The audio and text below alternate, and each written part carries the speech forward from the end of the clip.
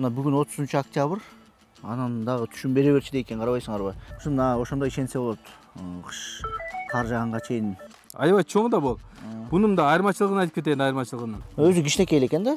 Бирок түшүп атат тияка. Мынакей, карасаңыздар. Караңыздарчы. Мотор. Айтор мынакей ишил эле көп экен да. Мынакей. Мыналарга Караңыздарчы. Ай, мынак. Түшөтпөй бияка жерге. бүт бардыгы пышып бүтпөйт. Бул кичине марабаладан кичинерээк экен размери. Жаш баланы караганда карашыбыз керек экен. Ежевиканын көчөт боюнча байланышып беле. Палана, полка, маравелла деген сорттары бар. Гектардан 30-35 тонна бере турган сорттор. Тоже польский сорт, бул 16 тонна берет гектардан. Тоңон менен бирок жанат булчу. Общий 3 гектар жерибиз бар. Калган 2 гектарына ушу малина тиксекпи деп. Ушу чүйдө эле, Чүйдө эле. Тандап атканда бир кеңеш бербейсизби? 100% көктөйт деген мен белгиси бул. Кайсы убакытта бышат, кандай кылып караш керек, бүт бардыгын уже билип калдык. Саламатсыңарбы, урматтуу мекендештер? Агролайф KG долбоорунун жумушун улантууда. Биз азыр Бишкектин жанында жайгашкан Каражыгач айылына келип отурабыз. Бул жерде 7 гектар иштеткен кубанаба, ежевика, малина, клубника өстүргөн дыйкан бар. Бүгүнкү кайсы темаларды козгойбуз бүгүн? Күзгү жумуштар негизи кандай жумуштар жасалыш керек күзүндө? Ошо ягодный бизнес менен иштеп аткандар. Анан азыр комментарийлерде бизге көп чалып атышат, көчөт депчи. Ошо көчөт боюнча да маалымат беребиз. Канчадан болуп атат, кандай сорттор сатылып атат, кайсы малдан кайсы малга отурулуш керек. Ошол боюнча бир кененирээк маалымат берели сиздерге. Биз азыр убакыттан турбай чыгарылышыбызды баштай берели. Ягода сүйүүчүлөр өзгөчө малина сүйүүчүлөргө мына ушул жерден маалымат алып силерге беребиз. Көчөттөр боюнча, сорттор боюнча. Кубанага келиңиздер, могу артыбызда турган бүт көчөттөр боюнча бир маалымат берип кетиңиз. Башка сорттор болуш керек, өңү түсүнө жараша. Турабы? Булар разный сорттор. Мыналар мисалы үчүн пакеттегилер. Кара пакеттегилер. Кара пакеттегилер булар ежевика. Ежевиканын бул жерде 4-5 сорты бар, 6 сорту бар. Бул ежевика? Булар пакеттегилер, булар ежевикалар. Булар бүт бардыгы мына ежевика, малина ушул жерде турган бардыгы булар заказдар. Ушундай алуучу клиенттердин заказдары. Мо ак пакеттегилер болсо, бул малиналар, булар Беларусиядан келген малиналар. Булар болсо да полный заказ боюнча келди. Бул жерде азыр бир 3 сорту бар. Палана, полка, маравелла деген сорттары бар. Аны боюнча. Эң көп сураган сорту кайсы болот азыр? Ушул элге эң жагымдуу, эң мындай элдин немесиге туура келген полка менен палана туура болуп атат азыр. Маравелланы көп сурабайбы? Маравелла дагы аябай жакшы сорт, ал бирок поздный сорт болуп атат. Маравелла. Бирок маравелла бир аз кымбат, бүт бардык алганга туура келбей жатат. Бирок анын немеси боюнча бул маравелла бул американский сорт, гектардан 30-35 тонна бере турган сорттор. Полка болсо польский сорт, бул 12 тонна берет. Палана болсо тоже польский сорт, бул 16 тонна берет гектардан. Бул китеби боюнча. Бул жерде биздин караганга байланыштуу. Канча түшүм алышыбыз бул биздин караганга байланыштуу. Эмгегине жараша. Эмгегине жараша болот. Бирок сиз өзүңүздөр 6-7 жыл иштетип атасыздар. Бул сорттордун баарынан өзүңүз түшүм алгансыздар да. Көрсөткүчтөр ошондой эле чыгып атат да, туурабы? Китеп боюнча эле. Жок, китеп боюнча чыкпайт, потому что бул Европанын немеси шарты, ал жак бир аз сыроораак, ал жак бир аз салкыныраак болот. Бизде погода сухой, бир аз бизде ысыгыраак. Анан бизде жерлер ал жактыгыда чернозем эмес, бизде бул ак топурак болуп атат. Ошону кык менен неме кылып, акырын жерди оңдоп иммунитетин көтөрүп алсак, бирок китептегидей эмес, бирок ошого жакындатсак болот. Полкадан. Полка 1 гектардан 12 тонна алса болот. 1 тоннадан уже 10 тонга чейин уже биздин немеде климатта 10 тонга чейин чукулдатып алып барсак болот. 10 тоннага чейин. Маравелланы 35 тонна дейсиңер, ошончо. Маравелла бул тепличный сорт, булар 2,5 метрге чейин болуп өсө турган сорттор. Булар чоң болот, маравелла. Еще плотностьтан аябай жакшы, бул дамы башка. Ар бир сорттун өзгө жараша баягы даамы башкача болот, өзгөчөлүктөрү бар. Стволдон болот, жалбырактан болот, өскөнүдөн болот. Бүт айырмачылыктары бар. Ар бир сорт өзүнчө бир өзгөчөлүгү бар. Өзгөчөлүгү бар. Эми Ошолорду азыр мен биякта маравеллалар бышып турган убакыт азыр бүгүн 30 октябрь 2023 бышып турган убактында мен азыр көрчө тартып кетебиз, полканы да тартып кетебиз, палананы да тартып кетебиз. Азыр ушул убакта бышып турат убакыт. бышып туруп дагы быша берчү да, э? Булар эми кар түшкүчө быша бере турган немелер. Үшүк алгыча быша бере турган ушу Европанын немелери түшүндүү келет экен дагы кар түшкүчө быша берет экен. Бул эми биздин жерге байланыштуу. Эгерде биз жакшы карап, жакшы баада баксак, немени иммунитетини көтөрүп, анда бул токтобойт экен. Бирөөсү бышып өттү, ал экинчи бутагы шактап гүлдөп быша берет экен. Ушундай баа токтобойт экен алар. Кар жааганга чейин түшүм жыйнап сатып иштесе болот экен да. Ооба. Биз жаңы малина менен иштейм деп аткандар болсо, биз срокторун айтып бересиңер, ошо көчөттү алып кайсы малдан кайсы малга чейин отуруш керек? Чүйдү алалы азырынча. Азыр чүйдү алсак, бизде бу жерде 20 октябрдан башталат. 20 октябрдан ошодон баштап бир суук түшөт. Ошо 20 октябрдан ошодон уйкуга кете баштайт. Ошодон баштап жерге тоң түшкүчө отургузсак болот. Октябрда түшө, ноябрда түшө, декабрда түшө, эми күн погода кандай болот билбейбиз аны. Ошо жерге тоң түшкүчө отургузсак боло берет. Отургуза берсе болот, э? Ошондо азыр күзгү убакыт бул уйкуга кетип аткан убакыт, ошон үчүн шашпай элечи отургузсак боло берет. Жазгы убакыт уже бүчүр чыгар элек отургузуп калсак жакшы болот. Жазгы убакыт уже күн жылыган сайын уже ойгонуп бараткан убакыт болот ал убакытта. Ошон үчүн ал убакытта аябай бир күндүк убакыттан аябай маанилүү болуп калгандыгы ошодон. Бул негизи эле малинаны күздө эле отургузат да, же жазда отургузуп койсо, жазга жерге отурукташып адаптация болуп жакшы болуп калат. Жер уже жылышы менен сразу көктөй баштайт. Анча-мынча жанагы жер семирткичтерди, фосфор эмелерин күзүндө эле берип коет, э? Аларды ооба жер семирткичтерини неме кылып берип, анан эме кылыш керек. Бирок могуларды эгип атканда, тигип атканда булардын өзүнүн дары-дармектери бар. Ошо дары-дармектерини берип,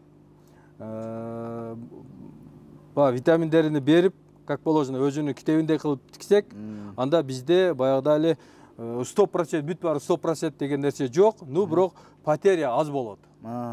Потеря аз болот. 3 сорт дедиңиз, ошо 3 сорттун бааларын айтып койбойсузбу? Баалары канчалардан болот азыр? Бул жерде малиналар болсо, маравелла 120 сомдон. Маравелла 120. Ооба. Полка паланалар булар 40 сомдон. 40 сомдон болгондо штукасы. Бир штука 40 сомдон. Көчөтү. Ооба. Мисалы үчүн бир моундай немеде, бир пакетте. Ооба, бир пакетте могу пакет. Ушул 53-түктөн болуп келет. Сырттан 53-түктөн болуп келет. Могул немелер, булар өзүбүздөн чыгат булар. Булар бир пакетте 25 штуктан. Буну деген сиз өзүңүз даярдабай, буну деген чет мамлекеттен алып келдиңизби? Булар сырттан келет, булар Беларусиядан келген көчөттөр булар. Айтпадыңызбы? Ооба. Азыр ошо боюнча Беларусиядан келип, сиз ушу бияктан сизден алса болот экен да? Буну өзүңүз даярдадыңыз? Ооба, булар эми бул өзүбүздүн дыйканчылыктан чыккан көчөттөр булар. Булар ижебекалар бүт баары азыр өзүбүздөн даяр болуп атат. Биздин малиналардан бир 10 сортуну тиккенбиз, бирок алар көчөттөр жаш. Булар 3-чү жылга барганда өзүнүн местасына толуктап, анан уже көчөттү чыгара баштайт. Отурукташып, ошон үчүн пока бизден өзүбүздөн чыккан немелер көчөттөр жаш, немелерди чыгара элекпиз. Булар эми түшүм бере турган убагы азыр отургузса? Азыр отургузсак, буюрса эмки жылга уже түшүм берет. Мисалы үчүн 23-жыл, 24-жыл түшүм бере баштайт. 24-жылга түшүм берет булар. Азыр көчөт алып аткан кишилер, жаңы отургузгандар бар, малина менен иштеп жүргөндөр бар. Жалпы баарына бир кеңеш айтпайсызбы? Могул отургузуп атканда кандай эң маанилүү нерселерди билиш керек дыйкандар? Маанилүү немеси бизде ушундай баягы ошибкалар көп болуп атат да. Ошибкалар кандай? Бир алып туруп тигиштен мурда мына, мисалы үчүн мына көрүңүз, могулар жашыл болуп турат. Могулар деле мына карасаңыз, бул көчөттү сразу первый очередь келип караш керек. Мону карасаңыз, мындай неме кылганда жашыл болуп турат. Бул деген нерсе бул живой болот. Көрдүңүзбү? Мындай кылганда сразу жашыл болуп турат. Бул уже живой. Алса болот, будан баада неме жок. Эгерде ушуну көктөтө албай кууратып алса, анда дыйкандын өзүдөн ал. Мону мына кылып неме кылганда, сындырганда кургап калып сынган болсо, анда бул сатып аткан кишинин винасы болот. Ошондо сиздин Мына кеңешиңиз көрүңүзбү, мына азыр сындырганда карасаңыз, бул ичи жапжашыл болуп атат. жашылып турат. Ичи жапжашыл. Бул деген свежий мында. Буга мында претензия жок да, немесичи. Эми ушуну тиккенде бунун өзүнүн дарылары бар. Тамырга тамырдын өзүнүн дарысы бар. Анан оорулардын алдын ала турган дарылар бар. Ошолорду алып туруп, карнавин деген дарысы бар, тамырдыкы. Анан дагы бир дарысы бар, унутуп калдым азыр. Ошол дарысыны оорулардын алдын ала турган. Ошолорду алып туруп, суга мачабайт этип туруп, суга салып туруп, 1 саат, 2 саат, максимум 2 саат туруш керек. Андан көпкө тургуза турган болсок, могу тамырлар уже эжилип кетет. Баада ар бир нерсемде дозадан ашканда уже неме болот го. Ошого бир 2 саат тургузуп туруп, анан тиге турган болсок, бул эмки жылы көктөшүгө, өсүшүгө, бүт ооруга чалдыкпай өсүшүгө жакшы болот. Анан тигип атканда обязательно суу менен тигишибиз керек. Булардын жаны суу. Эгерде сууну бербей тигип ала турган болсок, монда азыр аз эле процент суу бар да. Ушу сууну кургак топурак бат эле тартып алып коет. Анда курап калат. Ошон үчүн сразу суу менен тигиш керек. 2 саат алдын ала, отурузанын алдында 2 саат сууга чылап коюш керек. Сууга чылап коюш керек. Андан кийин тиккенде сразу суу беришибиз керек. Дополнительно дагы суу бериш керек. Дополнительно сразу суу берсек, ошо бир жолу эгерде күн ысып кете турган болсо, 2 жолу суу бериш менен уйкуга кетет буларчы. Конкретно эмки жылга өтүп кетет. Отургузду ошо менен калтырып койсо болот. Же жаап бирдемке кылыш керекпи? Жок. Булар эч нерсе болбойт. Жердин түгүндө өзү мындай тоңот. Баары бир жер тоңот го, бирок өзүнүн немеси менен акырындык мында Аллахтын кудурети мененчи баары бир мында жазылат да буларчы. Жазылат. Бул жер мисалы үчүн кээ-бирки жерлер 30 см, 50 см чейин тоңот. А бул деле тоңот. Тоңгон менен бирок жанат булчу. Акырын күн жылган сайын иммунитет ошондой экен да. Акырын өзүнүн ордуна келет бул. Главное тамыр ачык калбаш керек. Тамыр ачык калса, анда үшүк алып кетет. Ачык калбай конкретно жабылган болсо, анда үшүк албайт. Жакшылап пресстеп коюш керек экен да. Пресстеш керек. Анан тамырдын немеси үстү 10 см, 12 см чейин көмүлүш керек ал. 10 см, 12 см чейин тамыр конкретно көмүлсө, анда уже тамырды үшүк албайт. Тамыр ачык калган болсо үшүк алат ошондо. Бир үшүк алат дегенде, мисалы үчүн өтө эле аномальный суук болуп атпайбы? Анда рисктер барбы? Риск жердин түгүндөгү нерседен үшүк албайт. Эгерде жакшы көмүлгөн болсо. Кандай аномальный суук болбосо дагы. Ооба. Жердин түгүндөгү нерсе кайрадан тоңот, кайрадан жазылат ал. А жердин үстүндөгү нерсе үшүк алат ал. Ооба, эгерде катуу суук болуп берсе. Ооба. Малина боюнча дагы бир нерсени да кыстарып айта кетейин.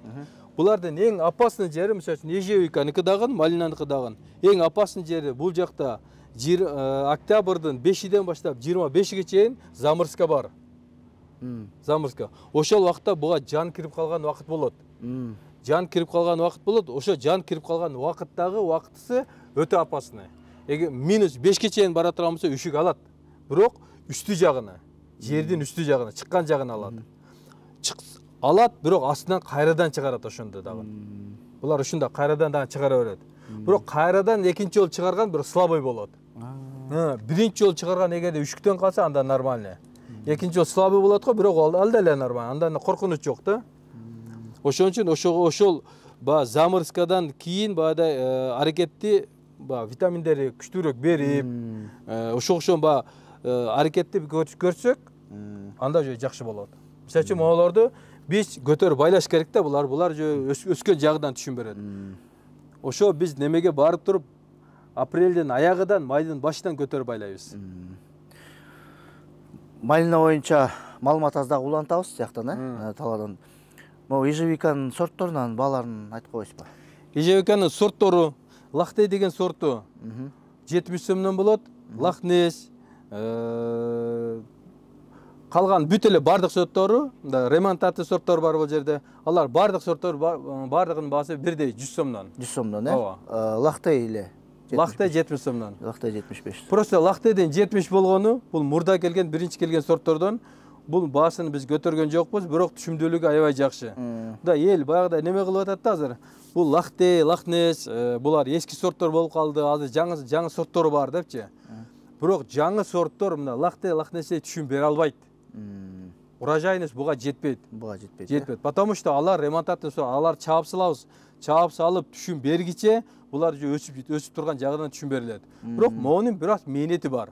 Бирок мээнеттиге жараша урожайдан ошого жараша болот. Быйыл ежевиканын баасы жакшы эле болбоду. Ооба. Могу ичинде бир үчтүктүн баасын айтып атасыңар да туурабы? Бир үчтүктүн баасы бир пакетте канча? 70 сом. Бир үчтүктүн баасы 70 сом. Bir paket 25 штук. 25 штук айтылган. Эсептейт да дыйкандар өзлөрүндө. Буну бир 10 соткага канчадай көчөт кетет могу эмеге? Ежевика. Бул жерде ар ким ар кандай кылып тигет. Ортолук проходдо багада неме жок. Ортолук проход 2 метрден стандарт эле. 2 метр. Көчөттөн көчөт 1.30, анан 1.5 2 метр. Ар ким ар кандай кылып тигет. Ошон менен орточо эсеп менен канча көчөт кетип атат? Бир 10 сотка примерно. Орто эсеп менен кебиркилери орто эсеп менен 200 тигет, 250 тигет, 300, кысасы 200дөн 400ге чейин тигет. 10 сотка. 10 сотка. Бул жанагы эле 1.30дан 2 метрге чейин тиккендин немеси да бул. 2 метр көп мен аябай. Ооба, 2 кылып тиккендер да бар да. Эми бул дыйкандар ар бири өзүнүн стажыга жараша карап тиге берет экен да. Жер экономдоп деп туруп жакын отуруп салса. Кебиркилер трактор кирет деп туруп, расстояниясын чоңойтуп койду да. Трактор кире тургандай кылып. Жана мини тракторлар. Ооба. Кебиркилер чоң трактор менен кирет. Алар 3 метрден тигип атат. Мисалы үчүн бизде кичинекей трактор бар, ал биз 2 метр койгонбуз. Жетет ошого. Ооба. Бирок могу расстояниясыны 1.30, 1.20 менен тигебиз биз. Башкалар 1.5 менен тигет, 2 метр менен тигет, ар ким ар кандай тигет. Биздин ежевика бүт региондорго өсө берет, биздики. Бүт бардык регионго өсөт, бирок салкыныраак жерге жакшы өсөт. Булардын немеси дегенде температурасы канча болот? Максимум 30 градуска чейин болсочу, сонун болот. Бир аз влажныйраак погода, анан максимум 30 градуска чейин сонун болот. Мына урматтуу дыйкандар, көчөттөрдүн бааларын айтылды. Малинанын 3 сорту бар экен. Жок, малинанын берде 3 сорту бар. Бирок башка сорттор дагы бар. Башка сорттор бар, бирок азыр алар келе элек, алар только заказ менен келип атат. Эндиро Садира деген Мапема сорттор бар. Пшехиба сорттор, көп сорттор-чу. Бирок келип сизде бар. Ооба. Сизден алса болот. Бардыгыны эгерде алуучулар болсо, заказ берсе, ошо заказ менен келет көчөттөр. Анын өзүнүн консультациясын берип эмет аласыңар да. Телефондорду жазып коебуз, урматтуу көрүүчүлөр. Мына бу жактагы тышкары 3 сорттон тышкары дагы башка сортторун сатат экен Кубанова. Өзүңөр чалып билип алсаңыздар болот ал сорттор боюнча. Иним болот, Бакыт. Былтыры келген. Былтыры бул туугандары менен, мамасы менен келип, ушул жакта изилденип жүрүп, анан ушул жерге келип токтоп, баке, ушу сиздин эмеңиз бизге жакты, бизди провожать этип, полностью тикенди үйрөтүңүз деп, былтыртан бери мында келип, үйрөнүп, аракет кылып, но быйыл тигип атат. 2 гектар жерге малина, анан ежевика кылып тигип не кылды. Азыр ошол Бакыт эми көчөттөр келип биринчи партиясын алып кетти. Азыр экинчи партиясына келип, ошо малиналарды алып кеткени келди эле да. Мына эми ошол немени өзүдөн угалы эми. Кандай не максат менен келген. Давайте микрофон таап коеюн. Бакыт мырза, Бакыт мырза биздин YouTube канал көрүүчүлөрүн бир учурашып, анан ошол өзүңүздүн оюңузду айтып койсоңуз ушу малина боюнча. Саламатсыңарбы? Менин атым Бакытбек. Бул Кубанбайке айткандай, былтыртан бери мен дагы ушу дыйканчылыкка кызыгып, келип, изилденип жүрөм. Негизи бул жака ушу YouTube'дан көрүп, азыр кыргыз дыйкандар өнүгүп өсүп атпайбы? Башка бирөөнү издеп жүрүп, Кубанбайкеге случайно жолугуп калгам. Анан иш жүзүндө кандай иш кылып атканын көрүп, кызыгып, анан бир эле жолу келген жокмун, по-моему, бир 10 жолу келдим окшойт. Постоянно келип, кайсыл өсүмдүк өсүп атса, ошонун өсүп атканын, бүтүп атканын көрүп, изилденип жүрүп, анан ушу Кубанбайкенин экөөбүз да баягы тил табышып жакшы неме болгондуктан, ушу көчөт алсамбы деп Кубанбайке айтып кетти. Общий 3 гектар жерибиз бар. Ошол жерге ежевика тиктик биринчи. Анан калган 2 гектарына ушу малина тиксекпи деп. Ушу чүйдө эле, Чүйдө эле, чүйдө. Анан ошого келип, былтыр уже тигип койгонсуңар. Жок, быйыл тиктик. Уже быйыл тиктиңер, түшүм ала элексиңер. Азыр тиккенине кедеде бир 4 күн 5 күн болуп атат. 4 күн 5 күн. Ежевиканы тиктик биринчи. Анын артынан калган 2 гектар жерге ушул малина тиксекпи деп, палана, анан полька ошол 2 сортунан тигип атабыз. Анткени баягы иш жүзүндө көрдүк да, бул кишинин кандай кылып өстүрүп атат, анан баягы жакшыга жанаш дегендиктен ушул Кубанбай экенин мындай ишенип ушул жактан алып атабыз да.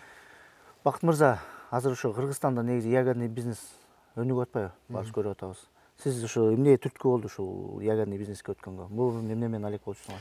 Мурда мамлекеттик кызматта иштеген эле кишибиз, содада жүргөнбүз, анан бул дыйканчылыкка негизи мен түрткү болгону биринчиси бул апамдын ошол кандай десем өсүмдүктөр менен кызыгат да. Үйдөн эле кичинекей огородубузга бир клубниканы өстүрө калып, башканы өстүрүп, анан неге биз ушуну чоңойтуп, мындай колубуз апамдын колунан келет экен да. Анан кызыгып атса, анан өзүм дагы жагат ушундай бирдемкени тигип өсүп турсачы. Дыйканчылык. Анан тем более бир жагынан пайда түшүп атса, анан башың оорубайт экен, өзүңдүн хозяйствоң болуп, почему бы нет деп туруп анан баштап атабыз да. Ооба. Ишиңерге ийгилик каалайбыз. Малинадан түшүм көп алыңыздар. Кубанабы мен дагы Кудай буйрса балким мүмкүнчүлүк болсо дагы балким тартып калабыз. Түшүм байлап аткан кездерин, түшүм жыйнап аткан кездерин бир Кудай буйруп, Кудайым насип этсе тартып калыш мүмкүнбүз, Аяз Кудайым болсо, мына сөзүңдү бөлдүм.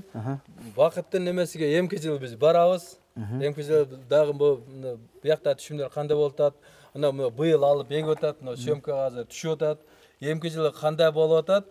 Биз барып ошол канчалык деңгээлде өстүрө алды, канчалык проценти көктөдү, ошолорду тартып туруп элге бир көрсөтөлү. Ошого уруксат бересиз, Бакыт мырза. Сөз. Мынакей урматтуу көрүүчүлөр, ушундай эгер адамдын мындай развитиясын, ушундай ягодный иш менен иштеп аткан немесин көрөм десеңиз, анда катталыңыздар.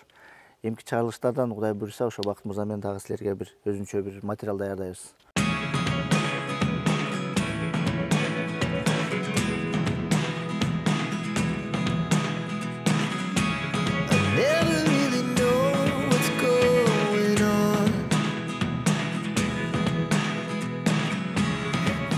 Бул Аяз, бул ежевиканын Лох Нес деген сорту бул. Жанагы жакта тургандар алар уже башка сорттор болчу. Бул мына ак пакеттегилер бул Лох Нес деген сорттор. Мына карасызбы? Кардарлар келгенде тамырын көрсөт дейт да. Тамырда бул кантип тандаш керек ушун тамырлардын несин билиш керек? Тандап атканда бир кеңеш бербейсизби? Берейин кеңеш. Бул эң аябай туура суроо болду да. Көчөттүн күчтүү экендиги ушу тамырдан билинет да. Эгер тамырлар кичике болбады, не болсочу, алар уже көктөп кеткени уже подозрительный. Анан иммунитети күчтүү неме, ушунда бол тамыры чоң болуп, болуш керек. Эң негизгиси. Тамыры ушунтип чоңоюп неме кетет. Молар эми 100% көктөйт дегендин белгиси бол. Мына карасаң, бүт бардыгы мында. Жакта да өзгөчө бир бар экен жерде. Ооба, жоон болуп туруп, тамырларда жо мощный буларда. Урматтуу катталуучулар, биз азыр мынакей Маравелла деген сорт жака келдик. Өзүңүздөр көрүп атасыздар, аябай жакшы кылдаттык менен Кубанова ошол жерде карап атыптыр. Башкача подход болот экен бияка Маравелла деген сортуна. Анан эң негизгиси айта турган нерсебиз мынакей. Караңыздарчы, түшүмдүүлүгү аябай көп болот экен. Мына кара. Кел, мынакей. Кел жакыныраак тартып коесуңбу? Маравеллада жана кымбатыраак көчөт ушул болуп атпайбы? Эмне үчүн кымбат, анан кийин түшүмдүүлүгү көп десе көрсө деген бул мына бүгүн 30-октябрь. Анан дагы түшүм бере берчи дейт экен, карабайсыңарбы? Биякта жаңы байлап атканы бар экен. Анан монтип бышып атканы бар экен. Чоң-чоң да болот экен, Бир ост тийбейлиби? Ост деңиз, мына чоңдугуна караңыз. Бисмилла. Кана чоң алаканга мынакей. Бир бүттөн байлаган тергенде эле алакан толуп калды. Батпай калат да. Кел, Нури, жакыныраак тартып коесуң мынакей. Дагы бир жолу айта кетейин. Да? Дагы бир жолу айта кетейин, мынакей 30-октябрь 23-жыл. Мынакей түшүм байлап атат, дагы нөмүрлөрүн байлап, дагы берчи дейт экен да. Көп эле. Ушуна ошондой ишенсе болот. Кыш кар жааганга чейин декабрга чейин эле берсе болот, кар үшүп болбосо. Булардын бир мындай түшүндүрмөсүн берип кетпейинби Аяз? Мейли. Бул мына Марагелла деген сортту, бул американский сорт да. Американский сорт. Анан булардын түшүмү 30-35 тонна. 30-35 тонна. Булар поздный сорт болот, поздный сорт. Булар где-то июльдүн аягынан августтун башынан баштап бышы баштайт. Эми мунун өзгөчөлүгүн айтам мына. Бир неме мына, мисалы үчүн эмнеге салыштырабыз мына? Бир үчтүктү мында салыштырып көрчү мына. Бир үчтүктү. Салыштырып, бул ачкың чоң экен да сен. Ширекке бар, ширекке. Жок. Экөөсү бир ширекке болот да, карасаңбы? Экөөсү бир ширекке болот. Чоң экен да, чоң. Түшүмдүүлүгү. Аябай чоң да бул. Бунун да айырмачылыгын айтып кетейин, айырмачылыгын. Бул биринчиден плотный болот. Аябай плотный болот. Немесичи башкаларга караганда жумшак болбойт. Бул плотный болот. Транспортабельный. Ооба. Аябай транспортабельный. Анын даамы бир башка малиналарда эмес, бир өзгөчө бир даам бар бундачы. Ооба, ооба, өзгөчө бир даамы бар. Анан бою даамы где-то 2,5 метрге чейин болуп өсөт. Быйыл просто жаш көчөт. Ошон үчүн баягы неме болуп калды. Ушунчалык болуп атат. 2,5 метрге чейин өсөт. Бул тепличный кылса дагы болот да, мунунчу. Теплицага салса дагы болот. Анан стволдору мында эгерде чисто Марагелла болсо, онда кызыл болот. Стволдору. Кызыл экен. Ооба. Башкалар жашыл болуп. Ооба. Мисалы үчүн башкалар мындай розовый болот, же болсо мындай бир боз болот, ушундай да. Могулар же онда аябай кызыл да, немесичи. Мында ошол сыяктуу ар бир көчөттүн өзгөчөлүгү бар экен да. Азыр биз полка Паланага барабыз, анын да бир өзгөчөлүктөрүн айтып берем. Андан баягы плотносттарын айтып берейин. Бул товарный вид да жакшы экен да, муну аябай жакшы сурайт. Товарный видтан аябай жакшы. Бул эжилбейт да, эч нерсе болбойт. Мынакей, урматтуу көрүүчүлөр. Азыр дагы мындай крупный тартып турабыз. Бул жерде бир гана түп эмес, эми биз ойлоп калбаңыздар, бир эле түп тартып атып. Мынакей бер жакка. Онун ноксаңбы? Тете жакка да тартсаң мисалы үчүн. Мынакей тетерде деле бар экен. Бүт бар эле бышып аткан убакта. Айтыр кел ким? Нури. Мынакей, урматтуу көрүүчүлөр, мынакей. Өзү кичинекей экен да, бирок түшүп атат тияка. Мынакей, карасаңыздар. Караңыздарчы, урматтуу көрүүчүлөр. Мен ойлогом уже күн суук болуп калды, азыр уже бүттү депчи. Жок. Үшүк албаса, бул быша берет. Көрүп атасыздар, Сачымно. Крупныйлар тартып койсоң. Артына кара мисалы неме? Аяз. Зум барбы? Көрүүчүлөр сурайт да, аябай жакыныраак тартпайсыңарбы депчи. Мына дагы бияк. Мыналарды карайм. Айтор мынакей ишил эле көп экен да. Мынакей. Мыналарды караңыздарчы. Мынакей. Түшүп атпайбы бияка жерге? түшүмгө батпай кетет. Жерге төгүлүп атты, карасаңызчы. Жерге төгүлүп атты. Мунун баары жөн эле да кетет да, жетересиң болот. Жок, терлейт. Териңиздер мына сабап болбосун. Күздүн аяктап бараткан убактысы, бирок түшүмдү караңыз. Ооба. Бул деген кар жааганга чейин ушу бүт бардыгы пышып бүтпөйт. Бирок аябай түшүмдүүлүгү жогору, эң күчтүү сорттордун бирөөсү ушу Марагелла болот. Бул американский сорт болот. Ушу Марагелланы сурагандар көппү? Жүрүңүздөр, бул жерге өтүп эмет. Марагелланы сурагандар көп. Марагелланы сурагандар көп. Мисалы үчүн мыносун караңыз мына. Мынакей. Башыны көтөрө албай жатат. Бул американский сорт, гектардан китеби боюнча 30-35 тонна бере турган сорт ушулар. Ошого эгерде көчөт таза болсо, ушудан алып тиксе болот. Буну деген быйыл отургансыңар? Ооба, биз буну быйыл отургуздук. Жазында отургузганбыз. Ушул быйылкы көчөт ушул. Быйылкы жазында отурулган көчөт болуп туруп, мына түшүм азыр ушундай байлап атат. Эмдиги жылы кандай болот болду? Эмки жылы дагы өзүнчө бир съемка берип кетебиз эми буюрса. Жок, негизи 2 эсе берет дагы. Эмки жылы 2 эсе болуп, ошо күчүнө кирет эмки жылга. Мына сага. Күчүнө кирет. Күчүнө кирсе кандай түшүм болот болду, элестете албайм мен. Ошого мындай көчөт мындай заказ берүүчүлөр болсо, заказ берсе, аларга мен бүт бардыгын түшүндүрүп айтып, кандай сорт эгиш керек, эмне кылыш керек, кайсыл жерге кандай сортто туура келет, бүт баарын түшүндүрүп айтам. Бүт консультациясын мен берет экенсиз. Консультациясын берем. Мында алганда, көчөт алганда кишилер жаңылбаш керек. Сорттон жаңылып калса, анда уже ийгиликке жакшы жетише албай калат. Ооба, сиз эми 7 жылдык тажрыйбаңыз бар да. Ооба. Сиз билесиз кандай сунушташ керек, кандай мынакей эми бул далилденип турган, мынакей ачык болуп айтылып аткан нерсе, мынакей өзүбүздүн көзүбүз менен көрүп атабыз, эмне деген түшүм болот. Ошондуктан Дагы бир нерсени айтып кетейин. Мында элде да ушундай жаңылуу болуп атат да. Мында алганда стажы бар дыйкан практически көргөн адамдардан алса, көчөттөрдүчү, ошол полностью ошодон консультация алып турсачы, мындай тезирээк түшүмгө кирип, 2 жыл дегенде уже конкретно түшүмгө кирип кетет да. Анан дыйкан болбой эле баада эптеп бок аткылап аткандардан ала турган болсо, алар практически жакшы билбейт. 1 жыл иштеп, 2 жыл иштегендер аз. Интернетте эч убакта толук айтылбайт бардык нерсе. Россиянын погодалары менен биякта салыштырып болбойт. Жаңылуу көп болот. Погодалар туура келбейт. Туура. Мынакей. Урматтуу көрүүчүлөр, муну көргөзө берели эми булардын баарын. Мынакей. Караңыздарчы. Ошондо ушул эле жылы отурулганда жазда эле отурулуптур. Азыр мынакей. Октябрь айы, октябрдын аягы. Маравелла сортун тандаса болот экен. Иштесе болот экен. Ушул Маравеллага канча соткадай жер арнадыңар? Маравеллага бир 10 сотик жерди бөлгөнбүз. Ар бир сортторго мындай бир 10 сотиктен бөлүп келатабыз, потому что бул сортторду биз бардык сортторду испытание кылып көрүшүбүз керек болуп атат да, практически. Кайсы сорт кандай болот экен? Сиз эми мына момундай сорт өстүр, момундай сорт деп кеңеш бере аласыз да. Бирок бир сортко токтоло элексиңер бирок баары. Жок, уже биз сортторду уже бүт баары баш толук эле түшүнүп калдык, кайсы сортту кандай кылыш керек, кантип караш керек, кайсы жерге туура келет. Биз уже түшүнүп калдык, канча жылдан бери көрүп түшүнүп калдык. Кандай жакшы. Ягодный бизнесмен иштегендерге аябай жакшы жардам болот атпайбы? Канча убакытын экономдойт, нерв акчасын экономдойт. Ошондуктан урматтуу көрүүчүлөр, биз телефондорду жазып коебуз, описанияга жазабыз. Описанияны карап чалыңыздар. Чалып толук менен биринчи консультацияны жакшылап алып, түшүнүп алып, анан кийин иштесеңиздер болот экен.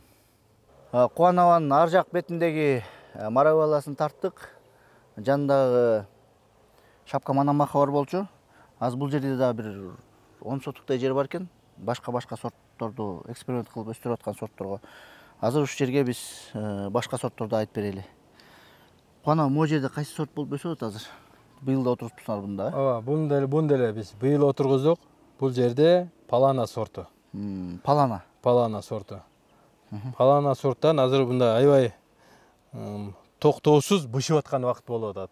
Бул кайсы малда берчи эле, түшүндүк, баштачы эле? Бул июлдөн кетет 15-теринен баштайт. Маравелладан кичине эртерээк баштайт экен, Жок, андан эртерээк баштайт, ооба. Ошо эртерээк баштайт экен. Андан эртерээк баштайт. Бирок позднийлиги ошондой эле болуп калат экен, да? Бул деле уже кар түшкүчө быша берет. Мынакей, мындай үстүнөн карасаң, негизи урматтуу көрүүчүлөр, бияк көрсөтүп койсун. Мындай жыгылып калыптыр. Көп түшүм деп көп эмес деп түшүм деп ойлоп аттык, мындай ичин ачып караганда аябай көп кубана көрсөтүп коелу. Жана биз карадык, бирок карабайсыздарбы? Караңызчы. Бул кичине Маравелладан кичинерээк экен размери.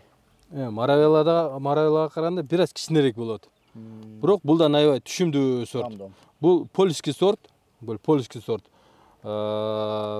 Гектардан булар 16 тонна деп неме болот, китебинде. Гектарда 16 тонна. Сиз өзүңүз кайсы сортту көп өстүрөсүз? Бирок мына кымбат сорттор жакшы. Мына кысасында Европадан келген сорттор жакшы. Мындай да, мына көрүңүз, мына бышы бүттү, например. Мына бышы бүттү. Бышы бүткөндөн кийин жаныдан булар ошо Европадан келген сорттор ушундай болот. Жанынан кайрадан чыгарып туруп, бышы берет. Мына бышы бүткөндө мына караса, бул эми гүлдөйүн деп атат. Быш бүткөнү бар экен. Ооба. Бышайын деп атканы бар экен. Жаңы гүлдөп атканы да бар. Ооба, мисалы үчүн мына ошо карасаң. Ноябрдын бир орто чендерине чейин барат экен. Мына карайбыз. Ар бир немеде, мисалы көтөрсөз, ар бир немеде бар да. Ар бир немеси эле өзүнчө бышып атат азыр. Тикенеги бирок нормальный экен, ачыкан. Бак. Сачым мыналар караңыз, мына. Мыналар уже баада эми курулуп, эми жөнөй болуп атат. Жандагылар бышы бүткөн. Мыналар эми бышып атат. Просто биз быйылкыга биз жаш деп байлабадык да. Байлабадык. Бирок чоңдугуну караңызчы, чоңдугуну. Кандай неме да? Чоң. Куанова. Бул быйыл жазда отуруздуңар. О, быйыл жазда отурдук. Терип атасыңар. Кышында эмне кандай кышка кандай камы көрүп коюш керек буга? Буларды биз полностью чабып салабыз. Кантип түшүм жинап бүткөн чабасыңар? Ооба. Үшүк алгандан кийин Тамырын калтырып коесуңар. тамырын калтырып туруп чабып таштайбыз. Ошондо эмки жылга даярданып, бул эмки жылга азыр уже чыккан неме дагы көбөйүп чыгат ушулчу. Узун болуп чыгабы, Ооба. байлап коюпсуңар. Ооба, узун болуп, мына жер ушул немеге чейинчи, мына жактарга чейин чыгып кетет болчу. Тамырлары азыр уже бияка чейин чөйүлүп кеткен булардын. Ушулар уже көбөйүп, жер уже баягы немелер толукталып чыгат да. Палананын биринчи жылына мындай кичине расчеттосо болот экен. Эмки жылы силер аябай расчеттоп атасыңар, бияктан көп түшүм алам деп. Ооба. Быйыл көп расчеттогон эмессиңер. Ооба, эми быйыл эми жок дегенде расходторду жаап, уже нормальный да мындай. Расходун жаап коет. Өзүнүн расходторун жаап, баягыдай неме болот эми мындай. Прибылга биринчи жыл чыга албайсың, бирок өзүнүн расходторун жабат да. Частично, Ооба. Ошонсу деле жакшы да. Малина бул эми долгий баягы Малинанын неме Малына өмүрү керек болсо өсүмдүк да. 8 жылдан 10 жылга чейин да. Да нормально бул. Ооба. Бирок бул жерди карагандан болуп атат да. Биринчи жылы аябай жаш баланы карагандай караш керек болуп атат. Бизде мында алып тиккен кишилер ушудан жаңылып атат. Жакшылап алып барып тигип койсо эле баягы болду же түшүн берет деп түшүнүп атат да. Биринчи жылы аябай жакшылап караса, кийинки жылдарга түшүмдү жакшы берет. Биринчи жыл слабый карады, кийинки жылдары анык башчы слабый боло берет. Урматтуу дыйкандар, Куановабыз кайра айтып атат. Анткени ушул эң маанилүү нерсеси ушул биринчи жылдары жаш баланы карагандай карашыбыз керек экен.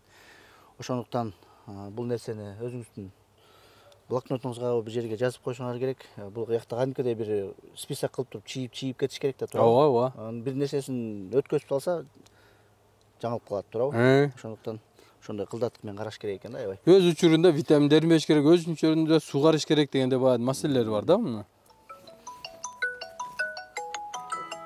Жүрүңүз. Азаттык. Алло. Да. Assalamualaikum. Алейкум салам. Мен ежевиканын көчөтү боюнча байланышып эле. Өткөндө бир сүйлөшкөндө октябрдын аягы, ноябрдын башында бир табып көрүлөт дедилер да. Ооба, же көчөттөр казылып атат, азыр көчөттөр бар.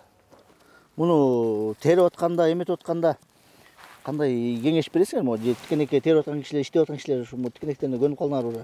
Колдонуңар уже. Тикенек сайбайт ал. Мени сайып атат. Окей. Сени тааныбай жатат. Ошо мени тааныбай жатат. Эмне деп атат мага? Карашы. Октябрдын аягы, ноябрь айы болуп калды. Ушундай малина түшүм. Бишкектин жанында жайгашкан Каражыгач айылы. Мен ойлогом, эгер уже кыш келип калды, Кубанова кече чалып бизге чакырганда ойлогом, мындай эле уже курап калган малиналарды тартып калабыз. Түшүм деле көп жок болуш керек деп ойлогом да. Көрсө андай эмес экен. Окей. Мындай түшүмдөрдү көрүп атабыз. Караңыздар.